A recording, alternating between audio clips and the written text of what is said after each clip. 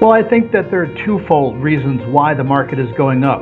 First off, because it appears as if we're not going to get the blue wave, meaning that the Democrats are not going to be in control of the presidency as well as both houses of Congress, which would be good from a stimulus perspective, but not good from a taxation and regulation perspective.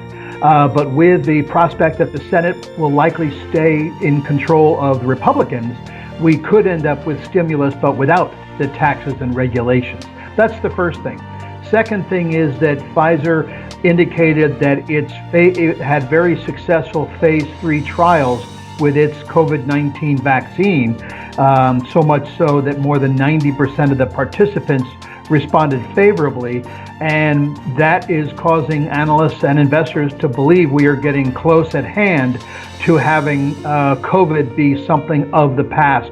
And as a result, the economy will likely be opening up more quickly, and that could help elevate earnings expectations as we move into 2021. Well, maybe in the near term, the market is being overly enthusiastic, but let's remember that the market looks 6 to 12 months down the road.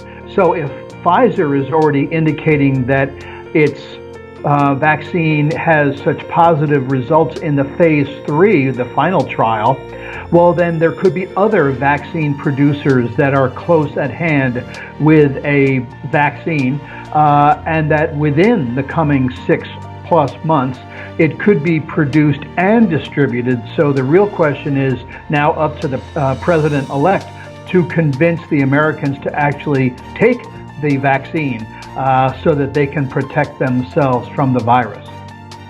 Well, today we upgraded several of the more value-oriented sectors, such as industrials and materials, along with consumer discretionary, because we believe that we are now getting the confirmation that we have turned the corner as it relates to COVID and the economy. At the same time, we have brought down to a market weighting technology and communication services companies because we feel that they did run up quite strongly because of the lockdown, forcing valuations to be at extremes. So we still believe that these stocks are worth holding by investors. We just feel that the underperforming sectors might now have the day in the sun, as the possibility that investors could meaningfully and long-lasting move into the value side of the arena. Well, our economists don't believe that inflation is something that we're going to have to worry about in the near term. Whether you look out individual quarters into 2021 or you look to full year 21 and 22, our expectation is that year-on-year changes in the core consumer price index will remain in the low 2% area. So we don't really see inflation being a major threat anytime soon. We do think that investors are going to be gravitating toward the value group, some of the cyclical sectors, as they anticipate that a stimulus package will reemerge as infrastructure spending is put back on the table, etc.